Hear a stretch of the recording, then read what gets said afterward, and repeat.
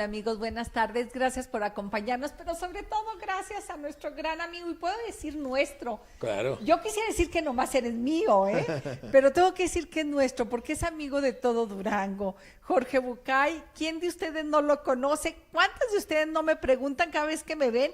Digo, oye, si no es la única entrevista que he hecho, todo el mundo me pregunta por ti. ¿Y cuándo vuelve a venir?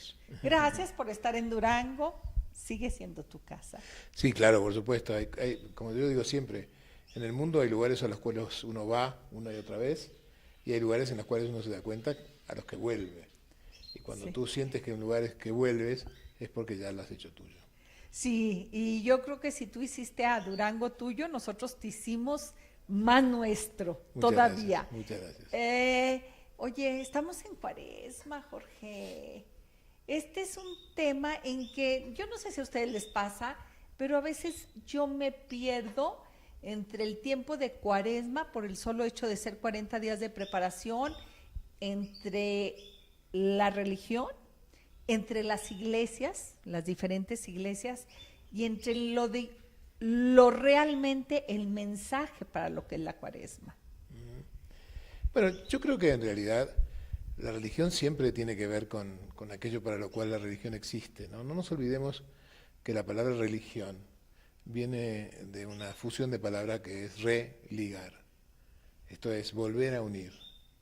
Y volver a unir en este caso, en el caso de la religión, tiene como un sentido muy especial, porque es volver a unir a cada uno con la divinidad, con el Dios, con la fe, volver a unir a los hombres entre sí, volver a unir a Dios creador con sus hijos y creados.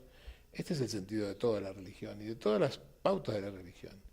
Cuaresma no es una excepción, más bien es algo muy contundente respecto de religar algunas ideas, algunos conceptos y algunas cosas que a veces durante lo cotidiano, digamos así, en la persecución de lo vano y de lo material, se nos pierde de vista, ¿no?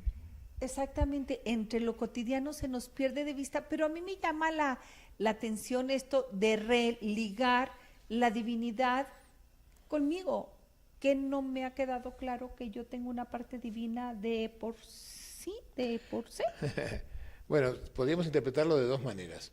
Por un lado, la parte de, vamos a decirle, de Dios que hay en cada uno de nosotros, como no serlo si somos creación de Él. Claro. Esta es una idea. Y la segunda, desde el punto de vista más laico, te digo como profesional de la salud que soy, como médico psiquiatra, cada uno de nosotros tiene una esencia religiosa. Hay una religiosidad en cada persona, en los que creen y en los que no creen, en los que tienen fe y en los que no tienen fe. La gente dice, bueno, yo no creo en Dios, yo creo en la naturaleza. Es lo mismo. Yo no creo en Dios, yo creo en el hombre. Lo que ellos llaman el hombre es la potencialidad del hombre y esta es su esencia divina. No tiene nada que ver el hecho concreto del Dios con el hecho concreto de la religión y el hecho de la religión con la divinidad. Y todo esto con la espiritualidad. Son conceptos diferentes que se juntan a veces cuando uno tiene una fe adulta, ¿no? Un sacerdote jesuita que se llama Francisco Jalix escribió alguna vez que la imagen que uno tiene de Dios se parece mucho a la imagen que uno va teniendo del Padre a medida que va creciendo. Cuando uno es pequeñito, uno tiene un padre regulador, un padre que todo lo ve, que todo lo controla y que de alguna manera te premia por lo que haces bien y te castiga si te equivocas. Cuando uno crece un poquito más, durante la adolescencia, uno tiene un padre que cuestiona todos sus preceptos, pero que de alguna manera, perdón, pero que de alguna manera sigue tomando como un ejecutor de la ley, digamos así, y entonces genera sobre él una mezcla de temor y respeto, pero no llega a conquistar un espacio mejor que este. Luego uno se vuelve adulto, y en la adultez, de alguna manera, cuando uno se vuelve mayor, empieza a entender al padre como alguien que ha dejado cosas en ti, de alguna forma, y que de alguna manera ha moldeado tu estructura y que sirve ahí como básicamente como para señalar un camino, digamos. Después, cuando uno ya es maduro, dice Jalix, Dios aparece perdón, el Padre aparece de la misma manera que Dios cuando uno es maduro, aparece como un punto de mira, un punto de referencia. Aparece como alguien, el Padre, que quizás ya ni siquiera está físicamente, pero que de alguna manera siempre está internalizado dentro tuyo. Este es el Padre del adulto, ¿no? No está físicamente para castigarte ni para premiarte, Pero ya te quedaste con todo pero eso ya que te has alimentó. introyectado todo lo que te había dado. De la misma manera dice Jalix, Dios también va evolucionando. Cuando somos pequeños en nuestra fe, tenemos un Dios al que pedirle cosas, para conceder cosas, y negociamos con Él y decimos, si hago tal cosa, tú me das tal otra. Claro. Cuando somos un poco más crecidos, adolescentes, desarrollamos el temor que a veces nos han enseñado, sin desarrollar del todo el amor a ese Dios. Cuando somos un poco más adultos, un poco más mayores, adultos digamos, entonces empezamos a tomarlo como alguien que administra las cosas y que maneja las cosas, premios y castigos, y desarrollamos un tema del amor, pero seguimos pensando en Él como un regidor de cosas. Pero cuando nuestra fe es una fe madura, adulta, cuando nuestra fe es una fe crecida, entendemos que este Dios es como la figura del Padre que ya no está entre nosotros, pero que sigue estando, no afuera, sino adentro. ¿No se te hace que aún así, en esta visión, es demasiado pequeño ese Dios que nos imaginamos? Bueno, yo creo que uno va creciendo en su relación con Dios, me parece a mí. Yo he pasado por muchas épocas en mi vida. En una casa de una madre muy, muy devota y muy creyente, y de un padre no muy observante, pero sí muy respetuoso, digamos así. En mi casa paterna, materna, siempre había un tiempo, un espacio y un recuerdo para la figura de un Dios. Pero no éramos de observar todas las reglas y todas las pautas, etcétera, etcétera. Pero estaba claro que había un Dios. Después, durante mi adolescencia, transité una época donde yo empecé a pensar que yo no podía decir que la religión no era para mí sin probarla. Que yo no podía decidir que no tenía sentido, obedecer las reglas, que no tenía sentido la cuaresma, que no tenía sentido no comer esto o comer aquello, no hacer esto, hacer aquello, rezar o no rezar. Que yo tenía que experimentarlo esto. Y entonces durante 2 años fui bastante observante, entre los 17, los 18 años. Y vaya que difícil a esa edad, 16, Sí, sí. 17 años, en lugar de observar las Sí, sí. muchachas, No, digo, bueno. meterte a la Bueno, religión. también las muchachas, porque por suerte no A había lo dejado. mejor era lo que buscabas ahí. Puede ser. Y después a los 18, una pequeña crisis en mi fe, digo yo, que empezó de la mano de mi carrera de médico. Empecé a cuestionar a Dios como la existencia de Él. Empecé a pensar si realmente existía o no. Y fue muy difícil para mí enfrentarme. Como dice un rabino, amigo mío, me dijo, las preguntas adecuadas con el maestro inadecuado nunca encuentran respuesta, dice él. Mi amigo que tú conoces, Enrique Ponce de León, dice que la fe también necesita de vez en cuando a alguien que te la muestre para que la veas, ¿no? Claro. Alguna vez cuando yo le decía a Enrique esto, le decía, hay veces que yo no sé ni siquiera si creo en Dios, y Enrique me dice, bueno, pero lo que hay que acordarse es que Él cree en ti. Fíjate que a mí me encanta pensar en esta parte, Él cree en nosotros, y más allá de estar esperando Él que yo lo ame, porque como para qué necesitaría mi amor, sé que sí necesito ser amada por Él. No, seguro que sí. Lo que sucedió conmigo entonces, para terminar esta evolución, fue que fue muy difícil para mí a los 18 o 20 años mantener la idea de una religión sin Dios. Muy difícil era. Porque muy era difícil. una religión de hombres. Bueno, no sé por qué, pero era una religión sin Dios, y entonces era muy difícil mantener la observancia sin un Dios, ¿no? Es decir, orar sin tener un Dios a quien orar, ¿no? Era muy difícil para mí, no entendía. Hoy podría entenderlo, hoy podría entenderlo perfectamente. Hoy podría entender un movimiento religioso sin la necesidad de un Dios concreto al que rezarle. Una al que figura. obedecer. Sí, claro, puede ser que no exista no existe, no es necesario, digamos, creo yo hoy, para ser religioso o para tener una esencia religiosa o para actuar tu religiosidad, que creas en Dios o no creas en Dios. Eso es un tema. Para mucha gente sí, para mucha gente no. Conozco gente que tiene una base religiosa muy importante, pero su creencia en un Dios específico es muy relativa. Y conozco gente, mucha gente, que enarbola, dice y vocifera su creencia en Dios, pero no tiene una esencia religiosa espiritual. Pero en esta mención del Dios, creo que a veces confundimos fíjate que a mí me cuesta decir un Dios como una persona. Creo que me siento más cómoda, y este es algo muy personal, cuando me refiero a la divinidad, porque creo que en esta divinidad está la creación, está el cosmos, está a lo que todos podemos anclarnos. Por supuesto, pero además después con el tiempo, yo, digamos, después de este tiempo en el cual yo cuestionaba mucho la figura de Dios por las injusticias que yo le atribuía, sobre las cuales él no actuaba, lo cual a los 18 es muy difícil de conjugar, ¿no? ¿Cómo puede ser un Dios que permita ciertas cosas, Sí, ¿no? claro. Desde este lugar, El ¿no? Dios de castigo, Sí, no. bueno, y además el Dios que hace ojos Que no está vigilando. cerrados, que no está vigilando, ¿no? Así que fue muy difícil para mí. Con el tiempo fui aprendiendo a tener otra mirada de las cosas y como digo yo siempre, hoy cuando alguien me pregunta si creo en Dios, contesto con la verdad que es cada día más. Cada día más. Cada día claro. más. Esto es lo que me pasa. Y no es un tema de una decisión intelectual puramente, pero tampoco es alejada de mi intelectualidad. Yo puedo pensar en esto. No es nada más que un sentimiento. No es solamente un sentimiento. Es una conclusión, es una convicción, es un pensamiento, es una idea, es una manera de ser en el mundo. A mí me parece que esta idea de lo correcto o lo incorrecto ha salido de algo que me excede. Y hay una fuerza que está por encima de mí, ¿sí? Y esto lo creo y lo creo firmemente.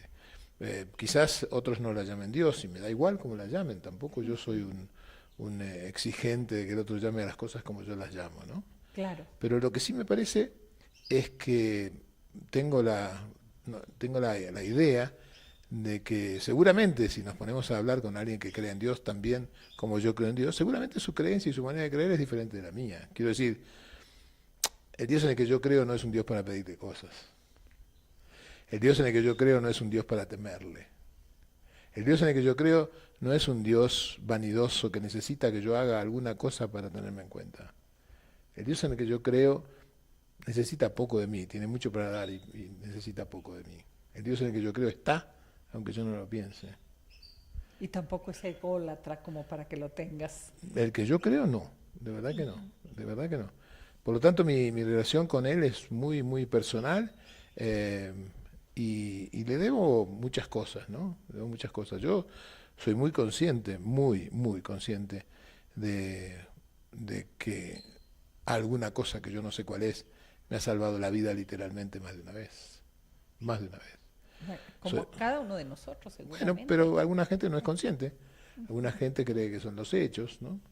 Alguna gente, no sé, prefiere pensar en las cosas de otra manera, ¿no?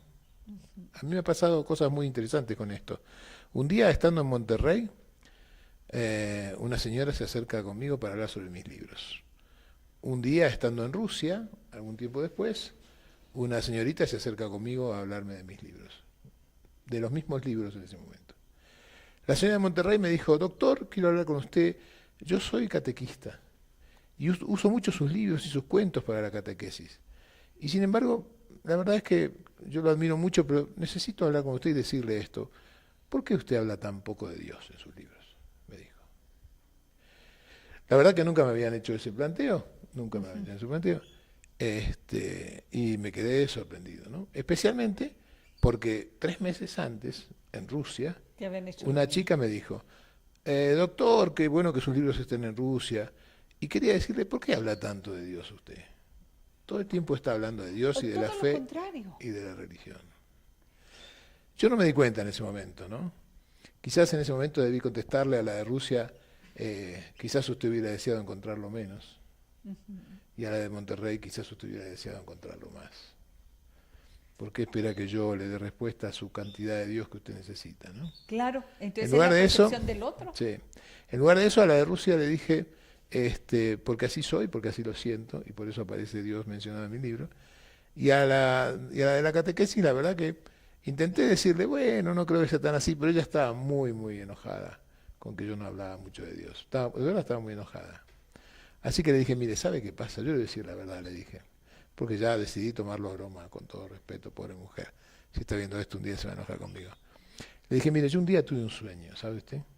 En un lugar que parecía un paraíso, se me apareció un señor de barba blanca con un halo de luz alrededor. Dice: ¿vio, doctor? Ese es lo que le digo, es el mensaje divino. Y me dijo ese señor: mira, muchacho, me dijo, yo estoy de acuerdo en casi todo lo que dice. Dice: ve, doctor, es lo que yo le decía, usted tiene que hablar más de él. No, pero lo que pasa es que me dijo: yo estoy de acuerdo en todo lo que dices y en la mayor parte de las cosas que dice. Sin embargo, cuando veo algunas cosas que haces y algunas cosas que dices y algunas cosas de alguna manera en la que vives, quería pedirte, ni me nombres.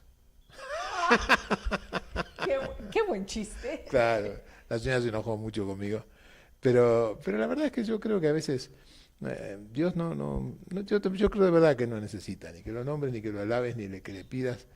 De verdad me parece que está para otra cosa. Está como la imagen del mejor padre que uno tiene internalizado, que te ha mostrado un camino, que te ha dado un ejemplo, que te dice por dónde es el rumbo, y que no está ni, la verdad el Dios en el que yo creo no está ni para premiarte ni para castigarte. Eh, Doctor Jorge, en esta imagen de Dios no podemos negar que nos hemos visto, y hablo de la humanidad en general, nos vemos inducidos quizá por el buen o el mal o el pésimo entendimiento que tenemos sobre el libro que se basa en la historia de la humanidad, que es la Biblia, ¿sí? En donde a veces, ahora sí, que no sabemos si son cuentos, son realidades, son metáforas, nos lo imaginamos, casi siempre hay alguien más que le da otra lectura, y eso va cambiando también o va formando nuestra percepción de ese Dios. Seguramente, seguramente. Y otra vez todo es opinable y otra vez nadie tiene la verdad para decir esto es así o esto es así. La gente más religiosa y los más observantes, con los cuales yo tengo mucho respeto, la mayoría de ellos hablan de que la palabra de la Biblia es literal. Literal, ¿eh? Ellos dicen, cuando dicen Dios creó el mundo en 6 días, el séptimo descansó, creen que son 6 días y el séptimo descansó. No creen que esto sea una metáfora. Y los 400 años de vida de Matusalén son 400 años. No creen que sea una manera de decir. Quiero decir, creen en la literalidad de la palabra. Seguramente yo, por deformación profesional, porque soy médico, porque soy psiquiatra, porque soy psicoanalista, porque lo que fuera, prefiero pensar en la Biblia como una gran metáfora. Prefiero pensar en la Biblia como una gran historia que está allí con palabras maravillosas y con situaciones espectaculares para mostrarnos quiénes somos, ¿no? Para mostrar cuál es este camino, para ayudarnos a pensar y repensar cuál es el mensaje, ¿no?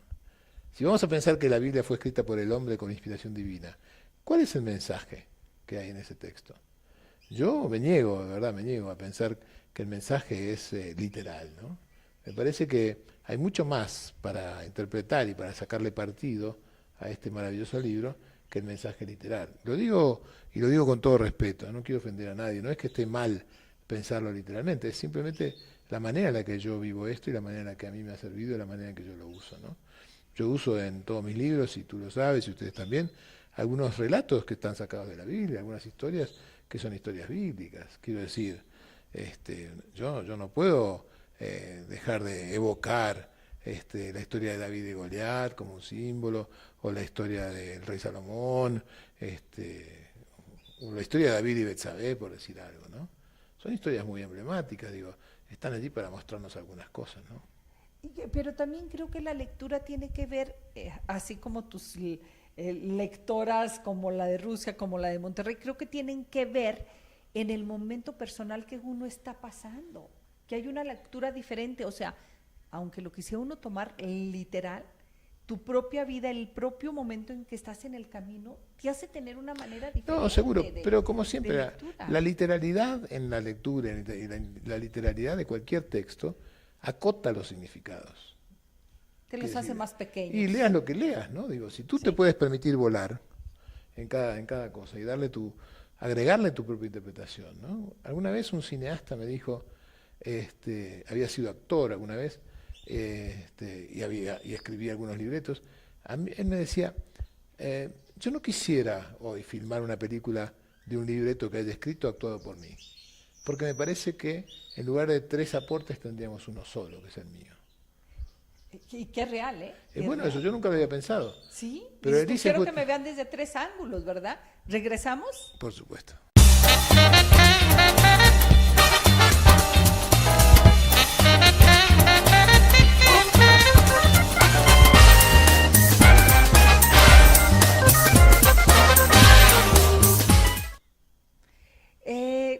Porque esto, fíjate qué interesante es, porque se quedaría muy corto con una sola visión.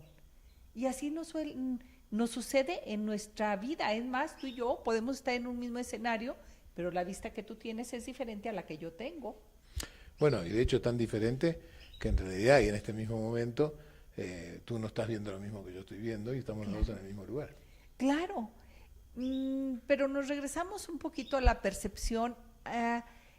Creo que más allá de las religiones, más allá de nosotros mismos, hemos avanzado, están avanzando, nuestros jóvenes requieren otras explicaciones, que regresar a este libro de alguna manera literal, y lo voy a confesar, esta mañana a mí me apasionó y por eso le pedí así, le rogué, le decía, Jorge, tenemos que compartir esto, me encantaría compartir esta visión tuya, porque me hizo a mí mucho reflexionar sobre una nueva mirada en la creación, en este Adán y Eva, que vaya, que los artistas dicen que todos los artistas, todos los pintores, me estoy refiriendo a los pintores, una vez en la vida tenemos que pintar a Adán y Eva, y yo los pinté, creo que un poquito más grande, de tamaño natural, por ahí los tengo, y nos maravillamos en estas figuras del origen, y me encantó lo que nos compartías, esta visión esta mañana,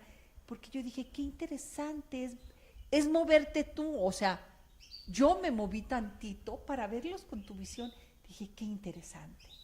Bueno, en realidad venía a cuento de alguna charla que yo estaba dando en relación al Día de la Mujer, ¿no? Sí. Y en esta historia del 8 de marzo, Día de la Mujer, con todo lo que esto significa e implica en un mundo que está revisando la relación entre los hombres y las mujeres, evocaba yo aquella historia de que el reproche y la crítica hacia la figura de la mujer empieza en la propia Biblia, ¿no? Quiero decir, en el mensaje, digamos, explícito que todos recordamos, esta mujer que ha sido la culpable de alguna manera de nuestra expulsión del paraíso, ha quedado como signada. Y si uno lee literalmente la Biblia, eso parece que dijera. No, y seguimos siendo las culpables del pecado del hombre. Claro, aunque ellos nos busquen, exactamente. digo, el acoso es porque nosotros los seducimos. Por ejemplo. Y entonces me animé un poco irreverentemente, hace muchos años, a revisar estas cosas, ¿no? A revisar este tema, ¿no? El primero con una frase maravillosa que me había dicho mi amigo Jaime Barilco, un maravilloso educador. Jaime Barilco decía, si es cierto, como dicen ustedes los terapeutas, de la igualdad de géneros, ¿por qué Dios habrá hecho primero al hombre? Y entonces Barilco decía, porque como todo gran artista, antes de hacer su obra maestra, hace un boceto. Claro, hizo lo más fácil, lo difícil lo dejó para después. Eso decía Jaime Barilco. Pero está interesante. Y era muy interesante, sí, muy linda la gestión, muy linda la gestión. Pero de todas maneras me metí un poquitito a analizar esta historia, porque hubo algunas cosas en este relato bíblico que si lo tomamos literalmente se confrontaban con mi idea de Dios. En principio me hacía ruido en el oído, ¿no? Ustedes se acuerdan de la historia de Adán y Eva en el paraíso, textualmente viviendo allí, con toda la comodidad y con todo el confort que significaba no tener que procurarse el alimento, no tener que preocuparse por su salud, no tener que preocuparse por su longevidad, no tener que preocuparse por nada, ni ocuparse de nada que en no su fuera. Zona de confort. En absoluta zona de confort, Y la única restricción, hasta donde se sabe, es que Dios les dijo, hay infinita cantidad de árboles en este paraíso, y tú puedes comer de todos los frutos de todos los árboles, le dijo Adán, pero, del árbol del bien y del mal que está en el centro del paraíso, en el centro del jardín del Edén, de ese no comerás, le dijo. Y empezábamos un poco complicados, ¿no? Porque empezamos con la imagen de un Dios que pone una restricción, ¿no? En principio podríamos pensar, ingenuamente quizás, de todas maneras, Él es el creador, ¿no? Si Él no quería que comas ese árbol, ¿para qué lo pone? Exactamente, si no quieres que lo... Muy bien, pero vamos más allá todavía, porque nos enteramos después que no solo lo puso ahí, sino que además, dice la Biblia, el fruto de ese árbol, manzana o pera o lo que quieras, era tentador. No lo digo yo, Lo dice la Biblia, tentador, apetitoso. Era tentador. Y entonces, qué imagen rara esta de este Dios que no me comulga a mí. Un Dios que hace un árbol tentador, que lo pone en el centro del paraíso para decirle que no lo puede comer. O sea, ¿para que yo sufra? ¿Qué? Para que, no sé, raro, ¿no? Algunos dicen para probar su fidelidad, algunos dicen para ponerle a prueba, algunos dicen para demostrar el libre albedrío, algunos dicen, no importa lo que dicen, pero la verdad es que sonaba raro. Pero esta rareza continúa después. Porque después, cuando finalmente la serpiente aparece y le ofrece a Eva el fruto del árbol del bien y del mal, Eva en un principio le dice que no. En la Biblia le dice no, porque Dios no quiere que comamos ese árbol. Y la serpiente, que misteriosamente le dice una frase que es muy interesante. Le dice, Él no quiere que comas, porque si coméis de ese árbol seréis como dioses. Seréis como dioses. Y como Él no quiere competencia, entonces no quiere que comas de ese árbol. Poco más, poco menos, sino con esas palabras, le dice exactamente eso. Eva duda, la serpiente le vuelve a ofrecer la fruta y ella se da cuenta que es tentadora. Ahí está otra vez la tentación. La tentación proviene del fruto, no proviene de la serpiente, proviene del fruto en sí mismo. Del fruto en sí, El fruto en sí mismo, lo el rojo, fruto en sí mismo lo es rico. tentador. Y entonces Eva prueba del fruto y luego le convida a Adán y le dice que coma Adán. Y Adán come. En ese momento el fruto toma su envergadura máxima porque el árbol prohibido no es el árbol de la conciencia sexual, como se suele interpretar, ¿no? Eso es otra cosa y después explicamos por qué. Es el árbol del conocimiento. Es el árbol que permite diferenciar el bien del mal. Esto es lo que dice la Biblia, no lo digo yo. Es el árbol del bien y del mal. Y entonces ellos, dice la Biblia, comen el fruto, se dan cuenta que están desnudos, se tapan con hojas de parra, y en eso Dios vuelve al paraíso. Entra en el paraíso y le pregunta a Adán, ¿dónde estás? Adán se esconde cuando lo escucha que Dios entra en el paraíso y le pregunta, ¿dónde estás? Primer ruido para mí, médico o psiquiatra. ¿Cómo que le pregunta dónde estás? Que no sabía Dios dónde ¿Que no estaba. sabe Dios? Dios es omnipresente y omnisciente. ¿Qué no sabe? Por supuesto que sí sabe. Y entonces, si sí sabe, ¿por qué le pregunta? Es una pregunta retórica. No le pregunta dónde estás físicamente, le pregunta dónde estás. ¿Dónde estás? ¿Dónde te has puesto? ¿Dónde llegaste? Lo único que te pedí que lo hiciera, lo hiciste. ¿Dónde estás? ¿Dónde estás?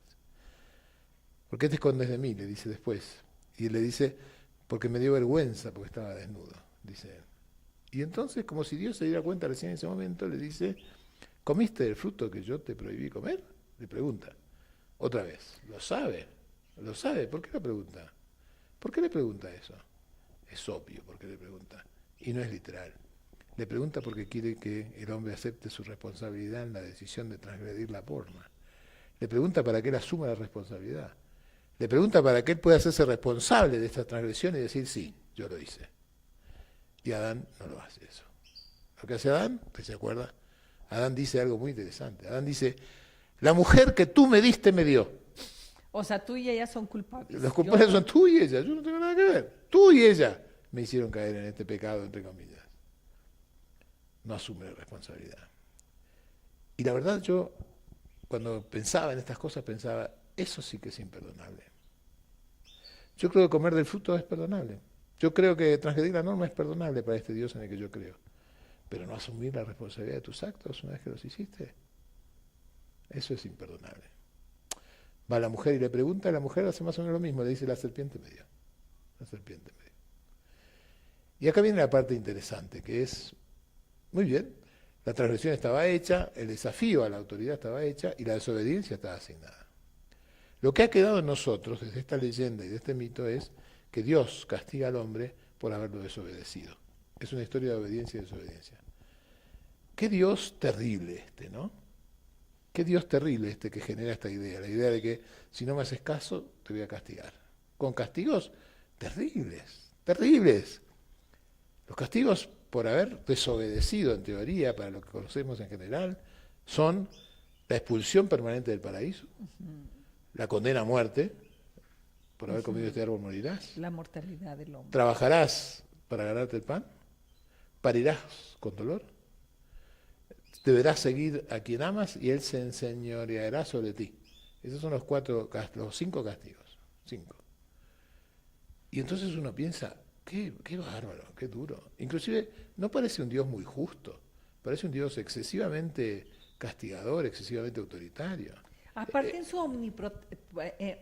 su omnipresencia, él ya sabía que eso iba a pasar. Además, y para agravar más todavía, ¿Cómo puede ser tanto castigo si 2 páginas más adelante, cuando Caín mata a Abel, no lo toca? Caín mata a Abel y Dios no le hace nada. Lo único que hace es lo aleja de los demás. Y cuando Caín dice, me van a matar los otros hombres y mujeres, él dice, no te van a matar porque te voy a poner mi señal para que nadie te toque. No lo protege, pero sí, no le hace nada. Solamente lo deja viviendo con la culpa de haber matado, con un agravante, con un agravante. Cuando Adán come del fruto prohibido, no tenía conciencia del bien y del mal. ¿Cómo estamos castigando a alguien que comete un error sin saber qué está bien y qué está mal? En la ignorancia total. Es una absoluta injusticia. Y yo no puedo pensar en un Dios injusto. Debe haber algo más acá. Esto es lo que yo me pensaba. Tiene que haber algo más. Sí, claro. Porque esto no cierra por ningún lado. Y entonces no digo, checa, hay algo que no cuadra. Exacto. Y entonces digo yo, si Dios es omnisciente, como yo creo, omnipresente, como yo creo, y absolutamente bondadoso, como yo creo, entonces esto no puede ser un castigo por haber comido el fruto. Debe haber algo más. Especialmente porque esto no es una sorpresa para Dios. Si Dios sabía que el hombre iba a finalmente comer ese fruto, ¿para qué lo puso si no quería que lo probara? Claro. Lo que me lleva a pensar que sí quería. ¿Y por qué? ¿Por qué quería? ¿Que es otra maldad más? ¿Ponerte el fruto, hacerlo tentador? Para que después, cuando lo puedes, poder castigarte. Y entonces ahora tengo que seguir a Harold Kushner. Cuando Harold Kushner dice, ¿qué hubiera pasado si Eva no hubiera aceptado el fruto prohibido? Lo que hubiera pasado fue que Adán y Eva hubieran seguido viviendo eterna e infinitamente en el paraíso. Y tú y yo no estaríamos aquí. La humanidad no existiría, porque Adán y Eva tienen relaciones después de salir del paraíso, no antes, porque antes no tienen conciencia de desnudez y por lo tanto no tienen deseo sexual, por eso, porque no tienen conocimiento. Y entonces hubieran seguido viviendo allí para siempre y la humanidad no hubiera existido. Claro. La humanidad existe porque se sale del paraíso. Por lo tanto, se le debe a esa desobediencia a la existencia de la humanidad, del propio mito, desde el propio símbolo. Como queriendo significar, solamente si tú eres capaz de transgredir una norma, puedes crecer. Y cuando uno se da cuenta de esto, entonces todo tiene una nueva dimensión. ¿No será entonces que en realidad estos castigos que Dios le pone al hombre no son castigos? ¿Son incentivos? No, son aprendizajes y enseñanzas. ¿Qué le dice el Dios al hombre si lo quieres tomar no literalmente? Si te animas a ser un apóstata insolente y hereje casi, pido disculpas otra vez, es solo para pensar sobre esto. ¿Qué le dice? Le dice, esta etapa de paraíso, donde todo te era procurado sin que tuvieras que hacer nada, léase tu infancia. Esta etapa tiene un fin y se termina. ¿Cuándo se termina? Cuando te animas a cuestionar las reglas. Cuando te animas a cuestionar unas reglas ya no eres un infante, ya no eres un niño que todo te será proveído. Ahí las cosas cambian. Y te vas a tener que ir de la infancia y no vas a poder volver. Primera enseñanza. El paraíso no dura eternamente, la proveeduría por nada porque sí no dura eternamente, y esto de recibir sin dar nada a cambio no dura eternamente. Como nuestra propia vida. Como nuestra propia vida. Le dice después, te ganarás el pan con el sudor de tu frente. No es un castigo, es una advertencia. Dice, ahora eres capaz de ganarte el pan con el sudor de tu frente y no necesitas que yo sea tu proveedor infinito y eterno. Ahora te puedes ganar el pan con el sudor de tu frente. No necesitas del paraíso buscar, proveedor. Ve, busca y vas a tener. Le dice, porque has comido el árbol, le dice literalmente, ahora debes saber que morirás. Debes saber que morirás. No que yo te voy a matar. Ahora entérate. Ahora que eres un adulto, entérate. Haz las cosas porque tu vida no es infinita. Vas a morir algún día. Y es una enseñanza maravillosa. Y le dice a Eva, parirás con dolor. Pero no le dice a Eva porque es para Eva y porque es el parto literal para mí. Para mí, parir significa dar al mundo. Parir significa crear. Parir significa compartir algo de lo que yo tengo y dejarlo como huella y como simiente en el mundo. Darte, entregarte. Entregarte. Y ese entregarte, le dice Dios al hombre y también a la mujer, ese entregar es doloroso. No es nimio entregar lo que tienes, no es nimio renunciar a algo tuyo, no es nimio compartir lo que tienes con el mundo, es doloroso. Y debes enterarte que esta es tu tarea, que vas a parir cosas todo el tiempo y que te va a doler. Y debes enterarte además que no eres ni tan fuerte ni tan omnipotente para creer que no vas a tener que rendir cuentas a los demás. Todos aquellos a los que ames serán capaces de hacerte doler, serán capaces de querer decidir sobre tu vida, serán capaces de querer ensoñarse de ti, y esta es la naturaleza. Y tendrás que aprender a vivir con eso, sin dejar de amar. 5 enseñanzas que designan lo que significa una persona adulta en el mundo. Después de esto uno no puede dejar de pensar que Dios es un genio, más que un Claro. genio, es un creador impecable, que crea una situación para decirle al individuo, oye, esta historia donde no tienes que hacer nada para recibirlo todo, te duró un ratito, pero ahora se terminó. Y no se terminó porque desobedeciste mi regla, se terminó porque ahora que sé que eres capaz de tomar tus propias decisiones, ahora decides sobre tu vida. Y yo me pregunto cuántas veces nosotros mismos les hemos dicho a nuestros hijos, si no esa frase, una muy parecida, si no estudias, si no trabajas, aquí no hay techo ni comida, ¿no? O Claro, algo por el estilo. pero fíjate qué interesante, ¿no? Que Dios no te dice eso. Dios te dice, ahora que eres capaz de tomar tus propias decisiones, toma tus propias decisiones. Sí. Solo te aviso que eres capaz de hacerlo por tus propios medios, que no tienes toda la vida para hacerlo, que algunas cosas te van a doler y que el amor puede lastimarte. Pero no hay vuelta atrás, no puedes volver a la infancia, no puedes volver a tu paraíso. Y entonces, si uno lee así, digamos, yo no digo que esta lectura sea mejor que la otra, pero digo, podemos aprender muchas cosas, pero sobre todo podemos alejarnos de la idea, que yo creo que es una idea que ha sido no muy buena para la sociedad y para el mundo, la idea de solamente educar a la relación con Dios como una relación temerosa. No es lo mismo, no es lo mismo. Claro que El no. Viejo Testamento y el Nuevo Testamento se diferencian básicamente por el hecho concreto, como todos saben, de un Dios que es absolutamente justo a un Dios que es absolutamente amoroso. Pero creo que lo que hemos hecho es no darle una buena interpretación al Antiguo No, Testamento. no, todo es bueno. Yo no voy a decir que está mal la interpretación. Digo que la interpretación clásica, tomada ¿Sí? literalmente, es menor respecto de lo que se puede sacar partido. Creo que las dos son válidas. Creo que está muy bien y que uno puede tener cualquiera de las dos y usar las dos. Pero me gusta más pensar que Dios era una entidad absolutamente sabia, absolutamente omnisciente literalmente, como para tratar de tratar a su creación como lo que son, sus hijos. Sus hijos. Y todos sabemos que cuando un padre impone una pena o hace un castigo, acertado o equivocada, lo hace creyendo que está enseñando algo. Por amor. Exacto. Ahora, si lo hace solamente para demostrar su poder, está mal hacerlo. Está mal hacerlo. Entonces, ¿cuál es el aprendizaje, no? Entonces, pensaba yo, bendita sea Eva, ¿no? Benditas sean todas las mujeres que tienen esta virtud de cuestionar las normas. Benditas sean ustedes que son capaces de ver más allá que lo puntual de lo que significa la obediencia de vida, digamos, ¿no? Hoy sabemos que las pocas diferencias que hay entre el hombre y la mujer, tienen que ver con esta tendencia de los hombres que se supone que es aprendida durante siglos, quiere decir que forma parte de su esencia, pero que no es esencial, no es esencial. La tendencia de los hombres a ver el detalle de la cosa, el árbol, y la tendencia de las mujeres a la visión global, a ver el bosque. Esta historia del árbol y el bosque, que forma la figura completa, hace que cobre una nueva dimensión la idea de la pareja hombre-mujer. Solamente si estamos juntos podemos ver la totalidad. Tú puedes ver el árbol, tú puedes ver el bosque, yo puedo ver el árbol, y juntos podemos ver todo, Juntos podríamos pintar el cuadro completo. por ejemplo. Sí.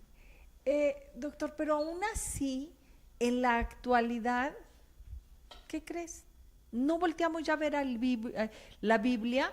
¿Por qué? Porque a veces no le entendemos. A mí por eso me maravilló esta visión tuya, porque digo, es que es movernos. Quizá tendremos que abrir este libro, pero desde otro ángulo, con otra visión, tratando en el fondo o al principio o en la superficie, encontrar ese padre, ni siquiera voy a poner amoroso, de enseñanza.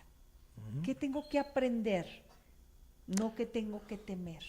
En la alta tradición judía, Dios, que tiene muchos nombres, infinitos nombres, tantos que para la religión judía, la Cábala, el Talmud y para la alta religión judía, nadie sabe el nombre de Dios. Si uno conociera el verdadero nombre de Dios, tendría un poder infinito, ¿no? Dice la tradición. Se lo nombra de muchas maneras. Una de las maneras en las que la Biblia, en arameo y en hebreo, habla sobre Dios, es Amakom. Amakom. Y Amakom literalmente quiere decir el lugar. el lugar. En este concepto, Dios no es solamente una entidad, solamente un ser creador, solamente un Dios creador, es un lugar de referencia, un lugar al que volver, un lugar de donde salir, un lugar al que mirar, un lugar de enseñanza, de sabiduría, ¿Refugio?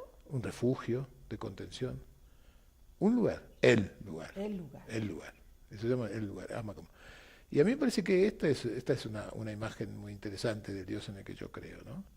Me parece a mí más que nada una referencia. No creo de verdad en un Dios que anda controlando cada cosa que haces en la vida y que te va a castigar si no haces lo que Él quiere. Me parece que esa es una idea muy infantil, de verdad, lo digo con mucho respeto y pido perdón, ¿eh?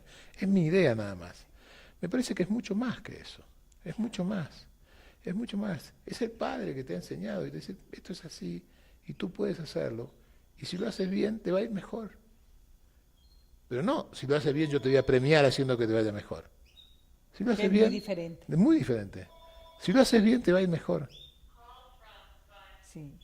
Pero creo que, híjole, nos estamos dando cuenta de que una cosa es lo que nos han enseñado en base a las creencias de otras personas, que no nos hemos dado la libertad de tener nuestra propia visión de ese Dios. Bueno, reconozcamos que era difícil, ¿no? ¿Regresamos? Claro. Sí, regresamos.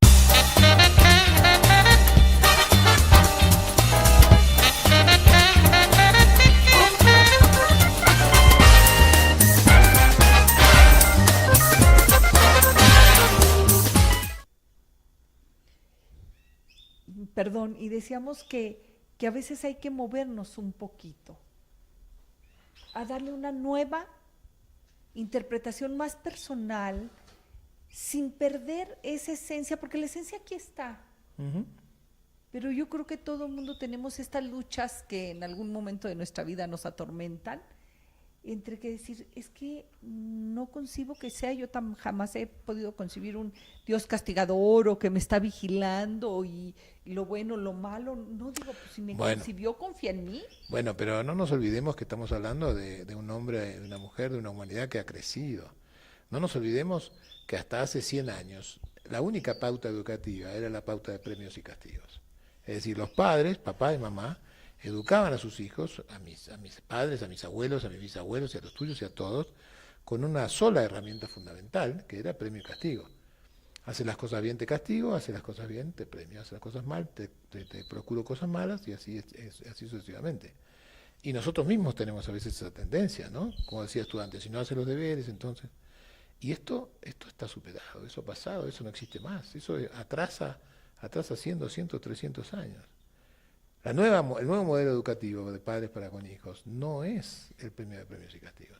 Hoy sabemos que eso no sirve. Premiar y castigar a tu hijo hace que en realidad tu hijo se quede dependiendo de ti para poder hacer las cosas. Si no estudias, entonces no puedes ir jugar con la computadora. Como dice mi hijo Demián, el día que se pueda comprar la computadora, no estudia nunca más nada. Claro. Así que esto no sirve. No sirve.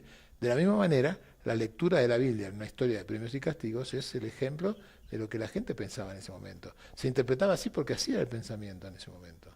Se interpretaban así las cosas. Se interpretaba así la historia de Adán y Eva porque el hombre seguía viviendo en una sociedad patriarcal, donde necesitaba denostar y denigrar a la mujer para poder hegemonizarse sobre ella. Sabiendo en el fondo, y esto es mi opinión personal, que mucho que nos pese, ustedes nos superan en muchos aspectos. En muchos aspectos, en fortaleza, en entereza, en resistencia, en convicción, en coherencia, en congruencia, en visión de futuro, digo. Y el hombre lo sabe esto, lo sabe. El mundo está cambiando y está cambiando a pasos agigantados. Hoy, en el mundo, y puedo mostrar los datos si están en la web para que los busquen, hoy egresan de la universidad igual cantidad de mujeres que de hombres. Nunca pasó en la historia esto. Nunca.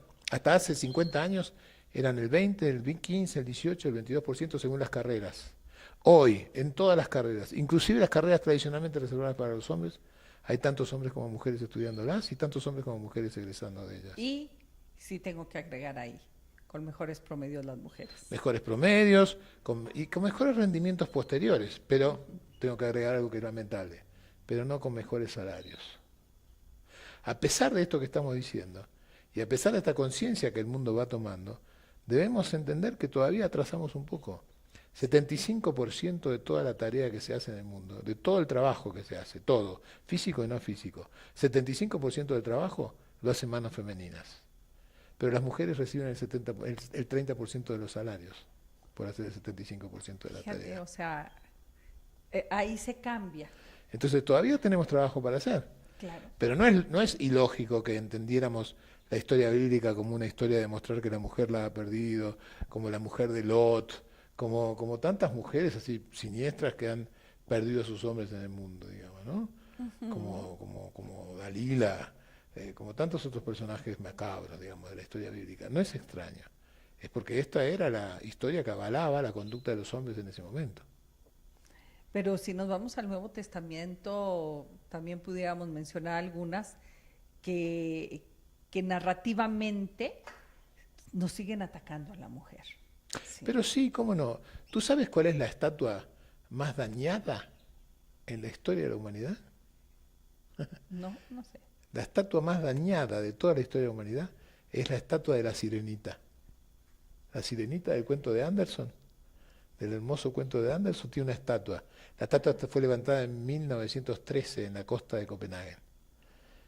Una vez por año, o 2 veces por año, la estatua era dañada, agredida, pintada, manchada, mutilada, le cortaron la cabeza, los brazos, las piernas alguna vez, la vistieron, la desvistieron, le ponían objetos obscenos entre las manos. 2 o 3 veces por año. Especialmente el 8 de marzo, Día Internacional de la Mujer.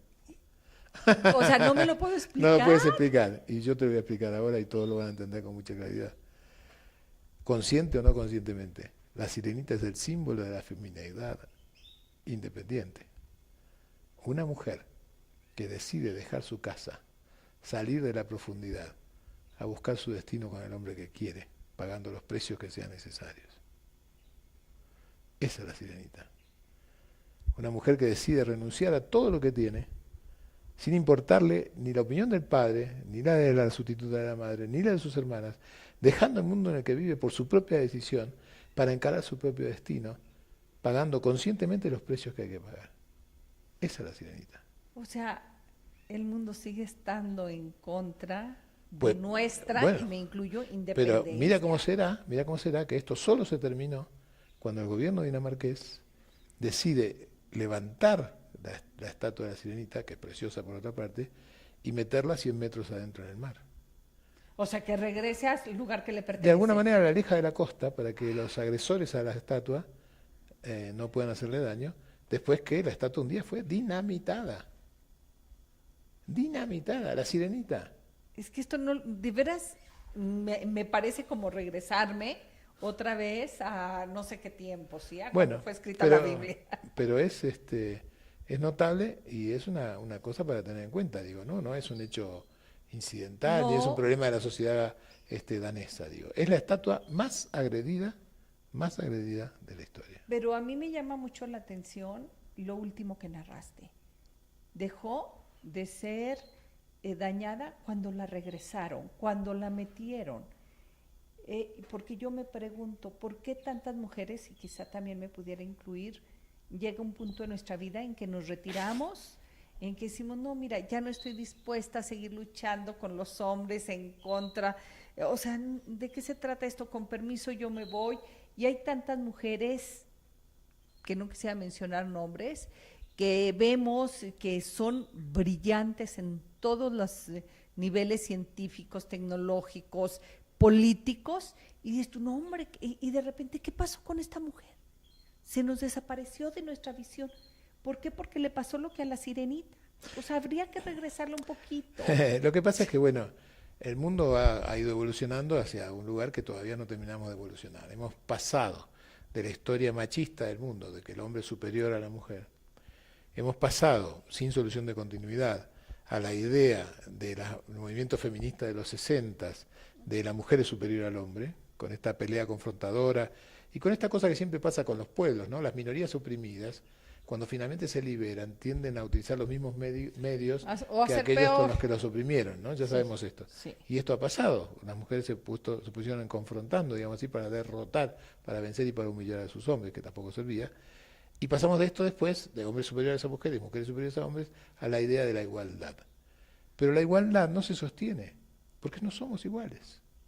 No somos iguales. No somos iguales. Somos diferentes. Y porque somos diferentes hay que cambiar esta historia de yo más que tú más que yo, para saber que nos complementamos maravillosamente. La completud, que es lo que nos puede hacer caminar. Exactamente, exactamente. Me acuerdo siempre de aquella historia que Platón relata de aquellos seres que en realidad el gran Zeus había creado, ¿no? Cuando Zeus decide crear a la raza humana, los crea hermafroditas. Crea seres humanos, mitad hombre y mitad mujer, con 2 brazos, con 4 brazos y 4 piernas, 2 cabezas, 2 cerebros. Y eran seres muy poderosos, de verdad, muy poderosos. Tenían intuición, tenían fuerza, tenían habilidad, tenían constancia, tenían precisión, tenían visión global, tenían los atributos que hacían de los hombres de aquel entonces, los seres humanos de ese momento, seres temidos hasta por los dioses. Cuenta Platón que un día los dioses, temerosos de que un día llegaran al Olimpo y los desterraran, dado su poder, le pidieron a Zeus que terminara con la raza humana. Pero para Zeus era una creación de él demasiado importante y querida para terminar con ella. Y entonces se le ocurrió una idea. Los partió en 2 a la mitad. Mitad mujer y mitad hombre. Dice Platón que desde entonces la búsqueda de unos por otros para conseguir esa completud y volverse tan poderosos como eran es instintiva y natural, y que no puede resistir esa tentación. No más que nos equivocamos muy de vez en cuando en esa completud. Pero yo no quisiera, porque ya como que nos desviamos muchísimo, que me puede encantar este tema de la igualdad. Yo lucho por ser diferentes. Me encanta ser diferente a ti.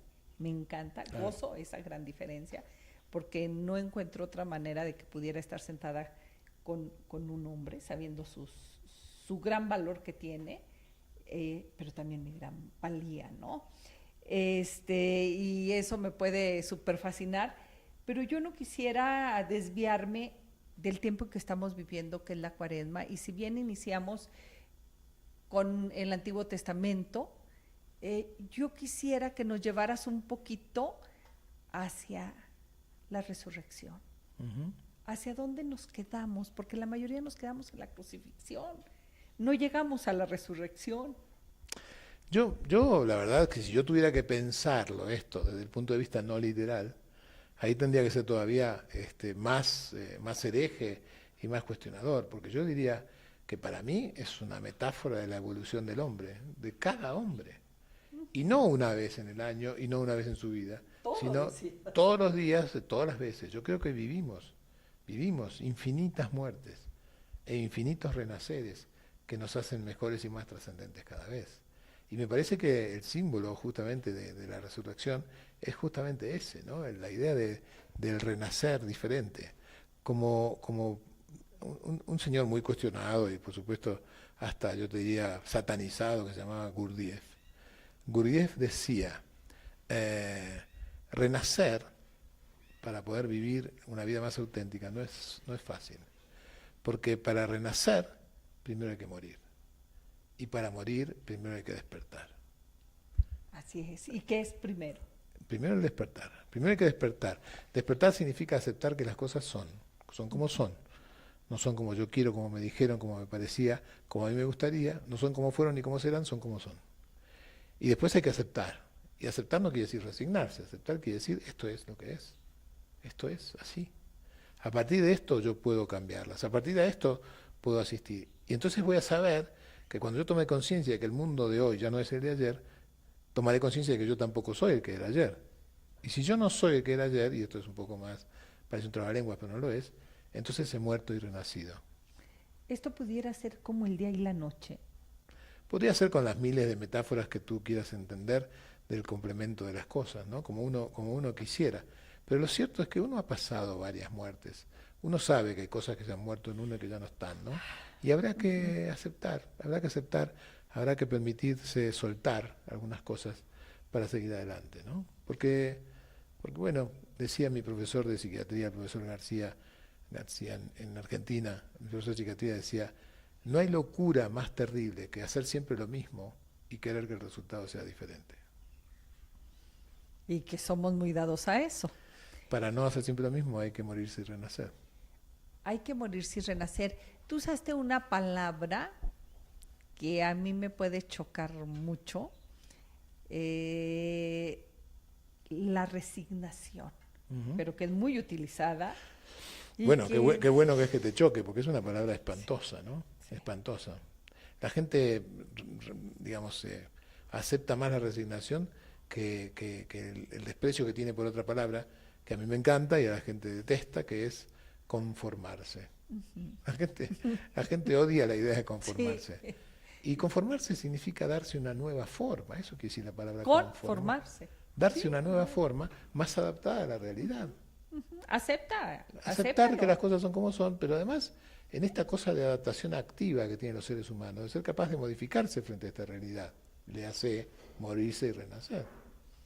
Esta idea de la conformarse, de la conformación, no tiene que ver con bajar la cabeza. Resignarse es aceptar apretando los dientes. Resignarse es... Y paralizarte ahí y ya no mover. No, y además enojarse, vivir enojado y a contrapelo de lo que sucede. Alguien que puede ser capaz de aceptar, conformarse con la relación, puede cambiarla. Y puedes seguir caminando. Y debe seguir caminando. Pero, si hablamos de caminar, los indios Sioux de Estados Unidos tienen una frase grabada en alguna de sus cuevas que dice, siempre será más fácil construirte un par de sandalias que tapizar de cuero el camino. No lo sabía eso, pero claro que es real. Es más Hay gente fácil. que vive queriendo que se tapice de cuero el camino Sí. para no tomarse el trabajo de hacerse un par de sandalias. O para dar 2, 3 pisadas sobre las piedras. ¿Te imaginas? ¿Hacia dónde sientes que va ahorita, y me estoy incluyendo, ya no podemos separar ni los jóvenes, ni los viejos, ni nada, pero sí siento que estamos en esta búsqueda de la divinidad, de las religiones, y nos lo dicen los números a nivel internacional, simplemente el catolicismo, que me puede doler, que está en decadencia, y vemos tantas religiones nuevas, ni buenas ni malas, y no es ni crítica, pero es por esta búsqueda del ser humano hacia unas respuestas que no nos han dado donde estamos. Tiene que ver con muchas cosas, yo no creo que se pueda decir una sola cosa, pero hay algunas cosas en las cuales no estoy del todo de acuerdo con la pregunta. No sé si es cierto que las religiones tradicionales retroceden. Creo que retrocedieron mucho en los últimos 200 años, mucho, pero no sé si estamos creo que el retroceso ha parado, creo que el proceso ese está revirtiéndose. Me parece que cada vez hay más jóvenes que están empezando a pensar en la religión como una opción. Al menos están en la búsqueda. Bueno, esto es real, esto es real. Y esto hace 50 años sí. no pasaba. Hace 50 años la idea de ser joven implicaba una renuncia y un divorcio con la religión absolutamente total. Bueno, Y pero hoy, era el joven, aquel que tú narrabas hace 50 años, que estaba, o menos, que estaba en la búsqueda de la religión, que eras tú. Sí, bueno, pero creo que hoy que los jóvenes, la generación las dos generaciones que ya me siguen a mí, porque yo tengo 68, así que si tomamos una generación como 20 años, ya son dos generaciones, la generación de los más jóvenes está coqueteando con la idea de encontrar su esencia de divinidad. Le está dando matices aquí y allí. Quiero decir, los seguidores de la fe más ortodoxa de todas las religiones son muy jóvenes. La movilización que ha provocado el Papa Francisco en el mundo de los jóvenes. Bueno, es que nos ha venido a cambiar. Pero nos ha venido a cambiar y por algo aparece en este momento y no antes. Porque justamente ahora está la situación para que él pueda aparecer y decir esto.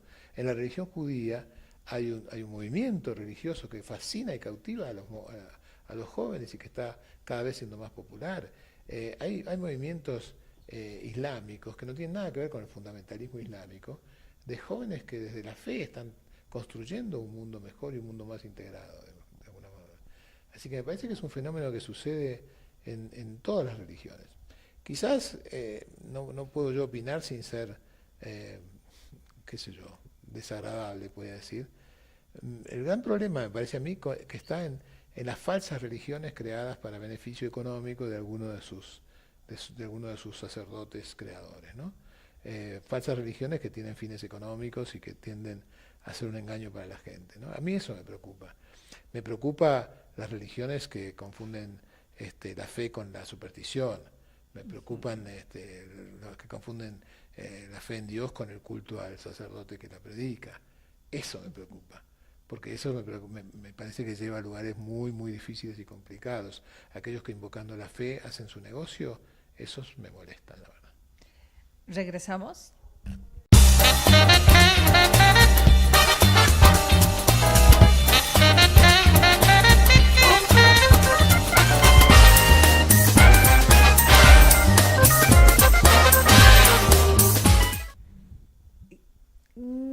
En este tema, creo que también una de las grandes confusiones es, cuando hablamos de religiones, sería, no sé, ni siquiera puedo utilizar cómo me sentiría que soy si pensara que la religión a la que profeso o a la que puedo pertenecer como un ente, sea la única, o sea la verdadera, o sea la válida. Creo que hay una gran confusión en la divinidad, en este Dios, en los profetas. Creo que a veces decimos, si puedo poner, pensamos que Mahoma es Dios, que Jesucristo es Dios, entonces que eso es la gran confusión. Creo que es cuando nos perdemos. Uh-huh. Y puede ser, pero lamentablemente de esto no soy yo la persona que te puede esclarecer, porque seguramente de esto hay tantas respuestas como personas inteligentes que han hablado sobre esto. Podría alguien decirte que tienes que buscar hasta encontrar a Dios en tu entorno, porque ahí está, y también encontrarás algunos que te dicen no lo vas a encontrar mientras lo busques afuera, porque no está afuera, está adentro. Podrás también encontrar a aquellos que te dicen está en todos lados, está en todos lados. Y si no lo ves es porque no eres capaz de tener suficiente humildad como para mirar para abajo en lugar de para arriba. Claro. Y tantas otras cosas, como podría decir. Es muy difícil de alguna forma definirlo desde este lugar, porque en realidad justamente no tiene que ver con una definición, tiene que ver con algo que pasa adentro tuyo que se refleja en tu afuera también. No, yo sabes, y creo que ya lo he comentado, decir, mira, cuando yo iba a catequesis me decían Dios está en el cielo, en la tierra y en todo lugar. Y nadie me dijo que donde debería de buscar era en mí. Bueno, pero yo hasta te diría, que la propia vida me llevó a encontrarlo. Pero yo te diría también en ti, porque también está afuera. También está afuera, pero también está en mí. También, por eso digo, también está. Ahora, ¿dónde me parece a mí que está más que nada en el mundo, a mí personalmente? En tu prójimo. Claro, en el que estoy viendo ahorita. Ese es. Y yo creo que el prójimo es en el que vemos en ese momento, al que usted tiene a un lado. O sea, no podemos ir cambiando. Parece que saliésemos a buscar al prójimo a no sé qué colonia. Claro, ¿no? Nos olvidamos que prójimo y próximo tienen la misma raíz, ¿no? Sí, el que está próximo a ti, ese es tu prójimo. Sí, ¿no? Sí, y parece que es con el que más nos peleamos, con el que más discutimos. Bueno, y eso no está mal, porque hoy sabemos, por ejemplo, que una fe adulta y sana no implica no enojarse con Dios. Enójate como te enojas con tu papá de vez en cuando.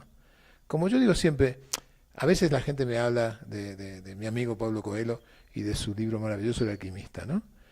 De paso, El Alquimista es el único libro escrito por un latinoamericano que está entre los 20 libros más vendidos de la historia, no es un tema menor, ¿no? Pero fíjate que el mejor libro de Pablo Coelho para mí no es El Alquimista. ¿Cuál es? La Quinta Montaña. Y La Quinta Montaña es la historia del profeta Elías y de su enojo con Dios. Es un libro maravilloso para leer, de verdad, disfrutar en serio. Pero narra esto, ¿no? ¿Cómo a veces hace falta que seas capaz de enojarte con tu padre, que seas capaz de enojarte con Dios, que seas capaz de enojarte con la vida, con las circunstancias? ¿Por qué no? Enójate si no pasa nada. No pasa nada con tu enojo. Y salta y regresa. Si tu enojo no te enfurece al punto tal de cegarte, entonces está muy bien. Porque el enojo es el hambre de descubrir otra verdad. Ay, me encantó esa frase. El enojo es el hambre de descubrir otra verdad. Pero a veces tememos, fíjate, quizá no tememos al enojo, quizá lo que tememos es descubrir la otra verdad. Y sí, claro, seguramente, porque además, como digo yo siempre, la palabra enojo evoca la historia del ojo. Cuando te enojas es como si tuvieras una irritación en el ojo y no ves con claridad, ¿no? Así que bueno sería enojarse, pero no perder de vista la realidad y la claridad de lo que son las cosas, ¿no? Y la vista hacia el aprendizaje, a estar abierto. Sí, pero entender que la vida no consiste, como hace mucha gente. Mucha gente se levanta cada mañana, agarra un lienzo blanco y pinta una imagen de cómo quiere que sea el mundo, y después sale tratando de que el mundo se ajuste a esa imagen. Es que hoy, anoche soñé que iba a ser azul y porque Claro. es que, ¿por qué me lo Y no pusieron es morado? así, la vida es una interacción entre tu sueño, tu fantasía, la realidad, las circunstancias. Digo, decía el Dalai Lama dice, lo dice con mucha frecuencia, no te olvides que el otro tiene el mismo derecho que tú de ser feliz, el mismo derecho. Y el mismo derecho de tener lo que tú quieres tener. Y el mismo derecho de disfrutar lo que tú mismo quieres disfrutar. Claro. El otro tiene el mismo derecho de no tener que pasar por aquello que tú no quisieras pasar nunca. Claro, Y entonces él lo así. lleva, a él lo lleva esto a dar como apotegma de la esencia religiosa. Fíjate que el Dalai Lama no habla de dioses. La esencia religiosa del Dalai Lama es la compasión. La compasión. La compasión, esto es sentir pasión por lo que a otro le pasa. Acompañarlo en su emoción, en su sentimiento, en su dolor, en su disfrute, en su placer. La compasión. Pero tú ahorita estás incluyendo el placer cuando la compasión, la mayoría de las personas lo tenemos ligado a los sentimientos que nos llevan. Puedo tener compasión por el abandono, por la miseria, pero por el placer también puedo tener Sí, compasión. sí, sí, no, hablamos de la compasión en el sentido de poder sentir con otro, en el sentido de poder compartir con otro. Porque yo puedo aceptar que a ti te pasa lo que te pasa, puedo entender por qué actúas así, puedo resignarme a que sientas esto, pero comprender, agarrar esta emoción de lo que tienes conmigo como si fuera mía y hacer mía tu emoción, eso ya es otra cosa, y eso es compasión. Solamente desde la compasión, dice Dalai Lama, yo puedo dar verdadera ayuda. Desde ahí, Desde desde ahí, ese lugar. desde ahí. Y eso se parece mucho a nuestra idea cristiana, en nuestra idea judía, en nuestra idea, digamos, más mística, religiosa y espiritual de lo que significa la ayuda, ¿no? Ujú. Quiero decir, estas historias y estos argumentos que uno se da para decir que uno no puede hacer, ¿no? Cuando la Madre Teresa de Calcuta llegó a Seattle, en Seattle un hombre muy poderoso, dueño de una cadena muy importante de hoteles, mandó a su limusina a buscarla al aeropuerto cuando ella aterrizó. Y la Madre Teresa le dijo, mire, le agradezco mucho, pero yo tengo la combi, la camioneta donde vienen mis chicas, de mi orden, así que me voy a ir con ellas. Bueno, pero le pido por favor que se traslade al Hotel Central, el Intercontinental, que es mío, donde tiene una suite para usted, quien usted decida. Dice, mire, le agradezco mucho, pero voy a ir a estar en el convento con la gente de mi orden. Pero es que yo había preparado todo para su confort. Dice, yo estoy bien, gracias, no se preocupe.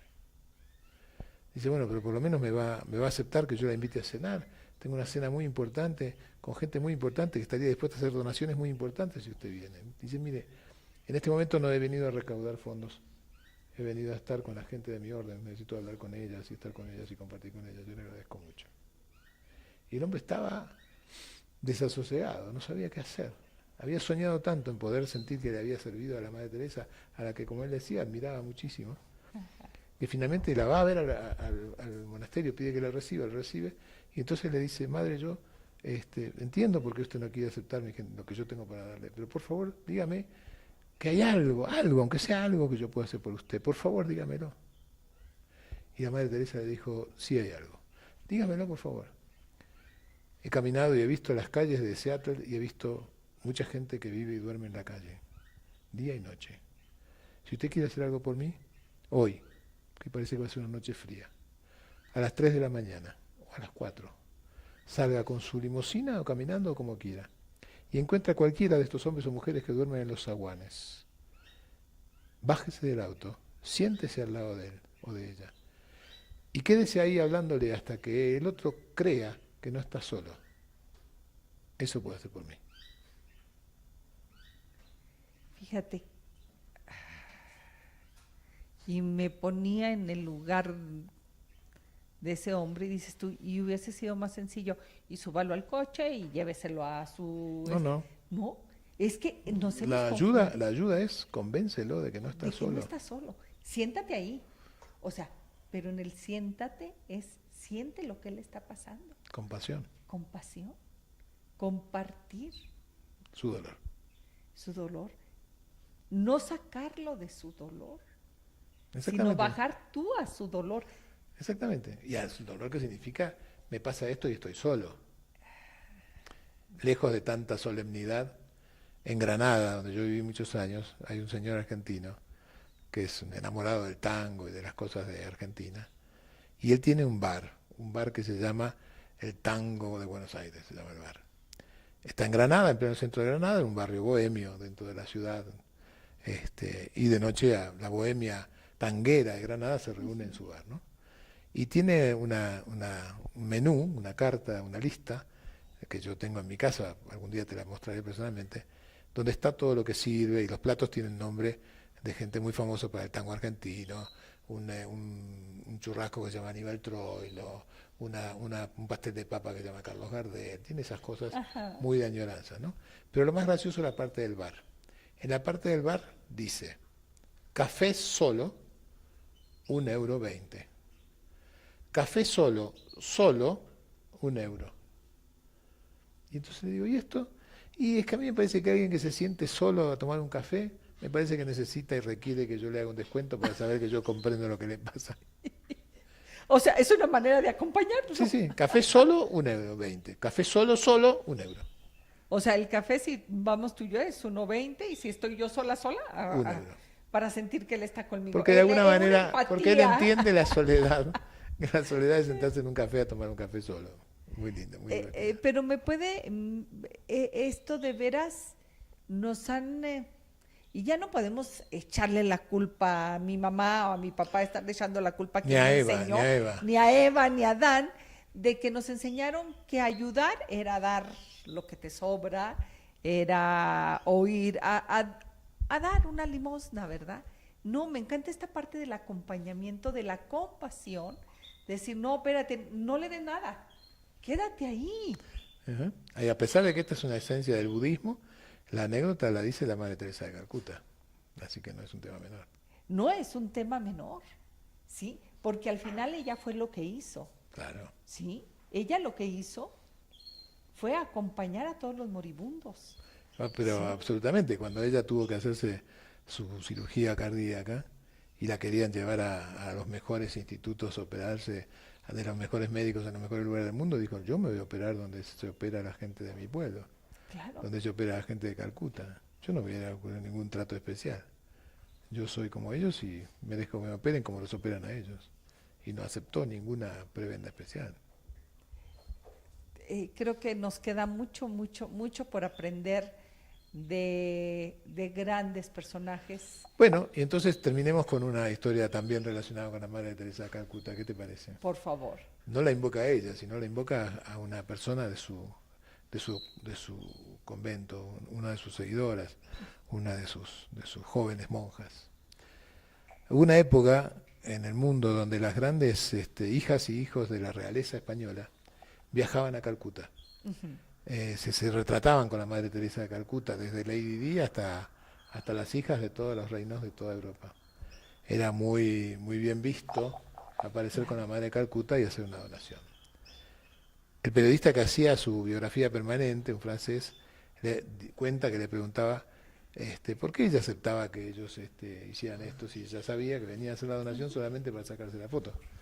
Y entonces le decía, si la única manera que Dios ha conseguido que ellos vengan a hacer una donación es esta, ¿quién soy yo para discutirlo? Decía, ¿no? Claro. Un día la hija de un rey de Europa paseaba por las calles de Calcuta y vio una monja de la Orden de la Madre Teresa que estaba arrodillada al lado de un hombre que tenía tuberculosis, con sus heridas y sus pústulas infectadas, llenas de moscas.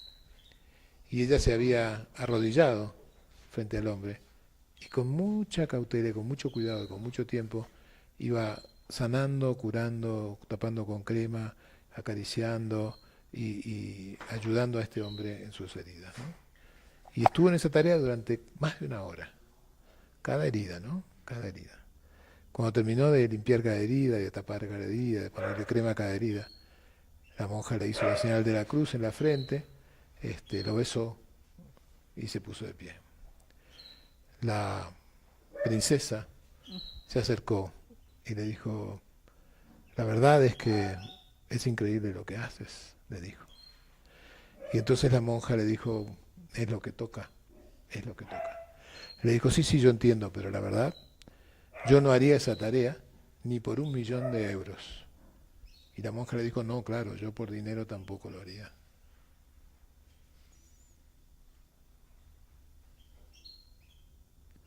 Gracias, Pilar. Gracias, pero no nos podemos ir, ¿Cómo que porque no? sé que no me lo perdonarán, sin que te pregunte qué es de tu vida, qué has hecho. Durango te extraña, sabemos que tienes un año, tenías un año sin regresar porque regresaste a vernos, a ver cómo están tus tierras, porque es tus tierras, tu Durango, pero yo quisiera que nos platicaras qué hiciste este año. Hice muchas cosas, entre otras cosas, terminé de escribir un libro que venía escribiendo desde hace casi 10 años sobre una nueva mirada, para nada literal, de los cuentos infantiles. Estuve escribiendo sobre Pinocho, sobre Cenicienta, sobre La Bella Durmiente. Me animé a reescribir esos cuentos y a interpretarlos otra vez. El libro todavía no sale en México, va a salir seguramente a mediados de este año. Estuve acompañando a mi hijo, y ustedes lo saben porque ya lo hicimos acá en la charla sobre padres e hijos, pero sobre todo estuve mucho tiempo en Argentina con mis nietos. Tengo 4 nietos ya, 3 varones y una mujer.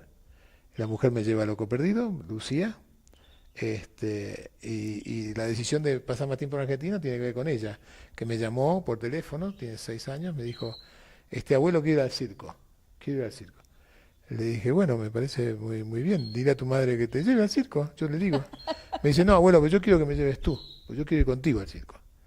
Digo, bueno, pero yo tengo cosas para hacer, en ese momento estaba en Estados Unidos, tengo muchas cosas para hacer y en este momento no puedo. Me dice, pero abuelo, ¿en qué quedamos? ¿Yo no soy tu preferida? Me dice. Le digo, sí, Lucía, pero no tienes que decírselo a nadie. Me dice, no hace falta, ya todos se dieron cuenta. O sea, es la mujer que te domina. Absolutamente, con mi complicidad. ¿Y vives actualmente en Estoy Argentina? pasando más ¿Estás? tiempo, yo nunca sé muy bien dónde vivo, pero son mis lugares. Yo tengo 3 lugares. Nerja, donde tengo una pequeña cuevita de 30 metros cuadrados a 50 metros del mar del Mediterráneo.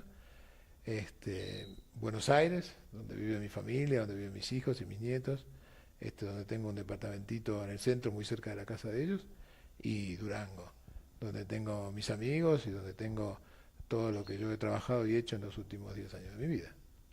Así que tengo esa bendición que pocos pueden tener, y es un privilegio que yo no me jacto, pero lo disfruto, de poder tener un lugar donde están mis amigos y mi trabajo, un lugar donde está mi familia y mi placer de sentirme apapachado, y un lugar de la soledad de la meditación y el pensamiento, que es mi casita en Andalucía. Y nunca dejas de ser tú, Jorge. No, la verdad que no, pero es que nunca nadie me lo ha pedido nunca más. No te olvides que ser adulto finalmente tiene muchas desventajas y una sola ventaja. La única ventaja que tiene ser adulto es que nunca más, nunca más tienes que tolerar que alguien te diga lo que debes y lo que no debes hacer. Nunca más tienes que hacer lo que no quieres hacer, y nunca más tienes que pedir permiso para hacerlo. Pero tendrías que darnos la receta. ¿Cómo se llega a eso? Pagando los precios, amiga. Pagando los precios. ¿Y vale la pena? No tengas ninguna duda que vale la pena. Es lo único que vale la pena, la libertad. Híjole, ¿nos quedamos con eso? ¿Les parece?